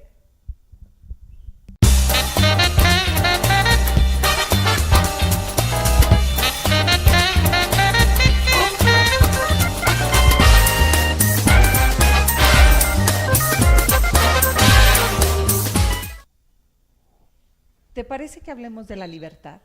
Claro, cómo no. De la libertad más allá de ser hija, de ser mujer, de ser esposa, de los roles que la sociedad, la vida, el destino y quizá la magia y la divinidad, porque no sé a quién echarle la culpa, y las circunstancias nos van poniendo en la vida. En principio habría que entender que la libertad no es lo que la gente piensa que es, ¿no? Para empezar a hablar, digo. La libertad, a ver, sí, para empezar a hablar, la libertad no es la libertad de la que yo quiero hablar. ¿Qué es la libertad? Primero que nada, aclaremos. Si yo le pregunto a toda la gente qué es la libertad, me va a decir, la libertad es poder hacer lo que uno quiere. Y ya, simple, fácil de definir, muy clarito. Y todo el mundo estaría de acuerdo con eso. Y es mentira. Es mentira. Porque la capacidad para poder elegir hacer lo que uno quiere no se llama libertad, se llama omnipotencia. Porque nadie puede hacer todo lo que quiere, porque no somos omnipotentes. Y la gente cree que ser libre es ser omnipotente. No lo dice en esas palabras porque no se da cuenta de lo que dice, pero la gente cree que la verdadera libertad significaría ser omnipotente. Y como nadie es omnipotente, llega a una conclusión equivocada, que es que la libertad absoluta no existe. Entonces, ¿cómo me hablas de libertad? Porque la definición de libertad no es la definición de omnipotencia. Si yo lo defino mal, llego a conclusiones equivocadas. Si yo defino la libertad como omnipotencia, entonces la libertad absoluta no existe. No existe. Pero como la libertad no es la omnipotencia, la verdadera libertad sí existe.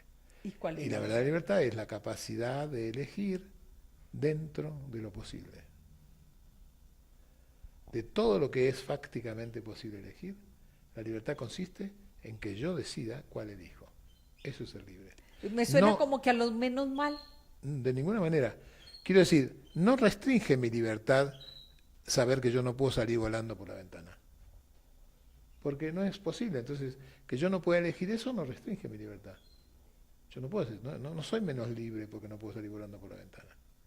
Pero sí soy libre de una cosa fundamental, que es la que decía Octavio Paz. Octavio Paz decía, la libertad no es una filosofía, no es una idea política, no es un pensamiento.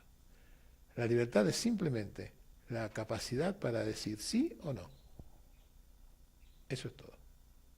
¿Sí o no?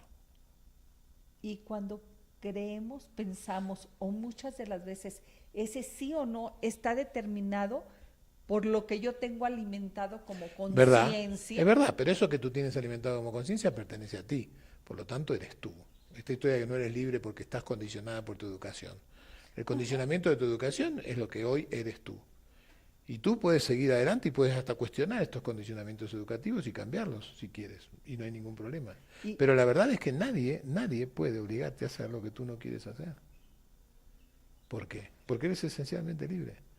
Y no, pero si hay un señor que me pone un revólver en la cabeza y me dice que le dé mis zapatos que yo adoro, porque si no que me pega un tiro, me está obligando a hacerlo. No, tú puedes elegir que te pegue un tiro.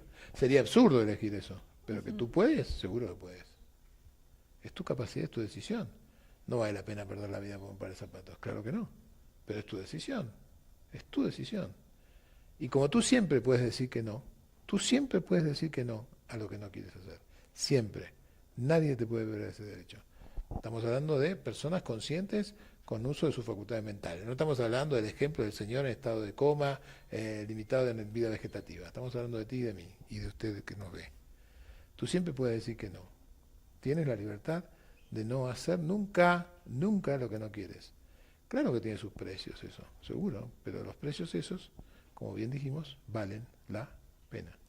Que algo vale la pena quiere decir que vale penar por ello. Vale la pena, vale penar por la libertad de poder decir que no a todo lo que no quiero. Y esa libertad que tenemos condicionada a nuestro acercamiento con otras personas, que les vamos entregando poco a poco parte de nuestras libertades. Bueno, no sé si le vamos entregando nuestras libertades, vamos compartiendo nuestra capacidad de decisión. Yo no creo que el amor se mida por el sacrificio. El amor no se mide por lo que yo soy capaz de sacrificar por ti. El amor se mide por aquello que somos capaces de compartir juntos, no por lo que soy capaz de sacrificar. Eso tendríamos que grabarlo en No, cada uno pero esto de es los así. hogares. Pero esto es así, porque hace falta ordenar algunas cosas. Nos guste o no nos guste, no está mal que tú entiendas que el mundo de tus cosas tiene centro en ti. No está mal eso. El egocentrismo sano, que tiene que ver con esto, saber que yo soy un mundo con centro en mí, no es la egolatría. La egolatría es creer que yo soy el centro de tu mundo. Y no, yo soy el centro del mío, tú el centro del tuyo. Y cuando nos encontramos, escribía yo por allí, somos dos mundos que se encuentran. Tú concentro en ti y yo concentro en mí. Y esto es maravilloso. Y entonces, ¿cómo podría yo pedirte ser el centro de tu mundo sin dejar de ser el centro del mío? permitir que el otro sea el centro de tu mundo es muy grave. Es muy grave. Claro, tú no te puedes sentar allá y acá. O estás sentado allá o estás sentado aquí. Primero eso, y segundo, más grave todavía. Si yo hago del centro de mi mundo, no sé, este retrato, no importa a qué distancia yo me ponga, siempre estoy girando alrededor de él. La única manera de no estar girando alrededor de otra cosa es que el centro de mi mundo está en mí. Y entonces giro y giro alrededor de mío. Que no quiere decir que pretenda que tú gires alrededor de mi mundo, que ese es el error. Entonces, la historia es muy bien, pero a ver, no se vale hacer pequeños sacrificios cuando uno quiere al otro. No, no, la verdad que no. Yo a veces soy cruel y digo, una buena línea de conducta para una pareja es nunca hagas nada por el otro. Nunca, nunca hagas nada por el otro. Pero a veces a mí me pasa. Estoy acostado en mi cama viendo la televisión, el partido de fútbol, domingo a la tarde. Y entonces aparece mi esposa y me dice, Jorge, llamó mi mamá. La madre de ella viene siendo mi suegra, por el que no se dé cuenta. Ah, qué bien, ¿qué dice mi suegra? No, que hace mucho que no me ve, porque la verdad que no tuve tiempo, y me dijo de ir a la casa a tomar un té. Y entonces yo respiro profundo, yo que soy tan amoroso, y digo, bueno, ve. Y entonces ella me dice, no, tonto, lo que te estoy diciendo es que vayamos juntos. No, dije yo, no, el partido de fútbol recién, hoy, domingo. Y entonces ella me conoce mucho, ¿no? Entonces se acerca y me hace caricias en la oreja o cosquillas en la espalda o me trae un mate o lo que fuera o le hace a usted lo que usted sabe que le gusta a ella o a él y entonces uno decide, bueno, vamos. ¿Es esto un sacrificio? Depende. Lo que a mí me pasaba cada vez que me pasaba esto y yo estaba viendo televisión, me pasaba que me daba más placer complacerla a ella que hacer lo que me daba placer originalmente. Y entonces elegía lo que más placer me daba. No era un sacrificio. Era elegir lo mejor para mí. Y si en ese momento lo mejor para mí es complacerte, eso no es un sacrificio. Pero Ahora, es libertad. sí, ahora si libertad. cuando yo hago eso, anoto en mi lista, me debes una, entonces ahí no es una cosa digna ni libre. Ahí es un intercambio, es una negociación. ¿Sobrevives a tu propia libertad? Bueno, ha sido difícil, yo tuve que trabajar mucho, porque para trabajar la libertad hay que trabajar el desapego. No hay libertad sin desapego. Y para trabajar el desapego tienes que aprender a no colgarte de aquellas personas que quieres sin dejar de quererlas. Porque es fácil desapegarse y es fácil dejar de amar, relativamente. Lo difícil es desapegarse sin dejar de amar. Te sigo amando, pero no sigo dependiendo ni de tu presencia, ni de nuestro contacto, ni de nuestra comunicación. Es un amor que trasciende la cantidad de tiempo que pasamos juntos. Quizá la última etapa del amor. Yo diría que cualquier etapa, porque una vez que llegas ahí, el amor trasciende. El amor se vuelve una cosa esplendorosa, como en las películas, en realidad. Es maravilloso. El amor sin desapego, el desapego es espectacular. Quiero decir, yo he viajado muchísimo por el mundo en los últimos 20 años, nunca he dejado de amar a mis hijos, pero he aprendido a desapegarme, he aprendido a no vivir torturado por extrañarlos. Yo extraño a mis hijos cuando los veo, que me doy cuenta de cuánto hace que no los veía, pero el resto del tiempo no los extraño. Los amo entrañablemente. Quiero decir, no hay nada más importante para mí en la vida, pero no estoy apegado a su presencia, a su palabra. ¿Pero el desapego viene con los años? El desapego viene con el trabajo personal de no depender, de no quedarse apegado, de no atrapar, de no atrapar. Amar a alguien no significa atraparlo para que no se vaya. ¿Les puedes enseñar eso a tus nietos? Sí, claro, ellos ¿Se saben. los estás enseñando? Bueno, todo lo que puedo, son chiquitos todavía. Que les dices, Son- me voy, pero sigo siendo tu abuelo. Bueno, hablaba con mi nieto de 10 años, que me decía, te extrañé mucho, qué sé yo. Y yo le decía, qué bueno, qué bien, ¿sabes lo que decía extrañar? Sí, que me sentía mal porque tú no estabas. Le dije, no, eso no es extrañar, eso es otra cosa. Eso es necesitar, eso es depender, eso es otra cosa y no está bien. Extrañar quiere decir, me siento extraño cuando tú no estás. Extrañar quiere decir, me siento raro cuando no estás cerca. Me siento raro cuando no te veo. Me siento otro. Me siento diferente cuando no te veo. Diferente. Y como me gusta tanto como me siento cuando te veo, entonces añoro el tiempo que pasamos juntos. Pero extrañar puede ser un extrañar con alegría. Cuando yo te extraño, a mí me alegra tanto que existas en mi vida y recordar las cosas que hacemos juntos que me da más ganas de volver. Me gusta ser como soy cuando estoy contigo, que Claro, sería la otra ¿por parte. qué no? ¿Por qué no? Fíjate, y esto es una idea que podemos trabajar en el desapego, en la libertad, pero en el amor. Yo creo que esas tres cosas van juntas, porque es fácil de entender. No se puede amar si no es en libertad. No hay amor si no es en libertad. Y no hay libertad si no hay desapego. Por lo tanto, son tres cosas que vienen en paquete. Pero claro, hay que trabajarlas mucho, porque además, como todo el mundo no lo entiende, cuando alguien a quien tú quieres te dice, ¿me extrañaste? Y tú le dices, no. ¿Cómo que no? ¿No? Dijo, bueno, ¿cómo que no? A ver, dime, ¿me vas a querer toda la vida? Bueno, dices tú, no sé. Y es doloroso, ¿no? Sí. Pero por suerte para esta pregunta hay una respuesta más saludable, ¿no? Quiero decir, cuando alguien te pregunta, ¿me vas a querer toda la vida? Cuando tú me preguntes a mí, Jorge, ¿tú me vas a querer toda la vida? Si yo te digo, y la verdad que no sé, hoy te quiero, mañana no sé, tú te sentirías muy agredida, ¿no? Si te digo, sí, por supuesto, tú sabrías que te estoy mintiendo, Claro. ¿no? Entonces, ¿cómo hacer para cuidarte, ser sincero, decirte la verdad y no herirte? Decirte la verdad. Y la verdad es esta, Pilar, y te lo digo delante de todos. Hoy, siento que te voy a querer toda la vida. No sé si mañana voy a sentir que te voy a querer toda la vida. Pero hoy siento que te voy a querer toda la vida. Gracias. Y con esto nos despedimos, porque son de las palabras más hermosas que me has dicho, y nunca olvidaré algo que me dijiste la vez pasada que te fuiste. Si me necesitas, estaré para ti. Yo dije, y quizá no lo habíamos vuelto a comentar, pero yo dije, no hay palabras más grandes. Es que eso es la amistad. ¿Sí? La amistad significa estaré para ti. Estaré para ti, yo también. Gracias. Aquí estoy para ti. Amigos, muchas gracias por acompañarnos, pero sobre todo, ¿cómo no darte las gracias, Jorge? Gracias por haber permitido compartirte, porque ¿qué creen? Sí lo tengo para mí, pero compartirte con tu Durango, Muchas que gracias. siempre será tu casa. Por supuesto. Gracias, amigos. Y recuerden, pilar_rincón@hotmail.com. Gracias por permitirme estar en sus hogares y gracias a Televisión España por seguir haciendo posible este sueño.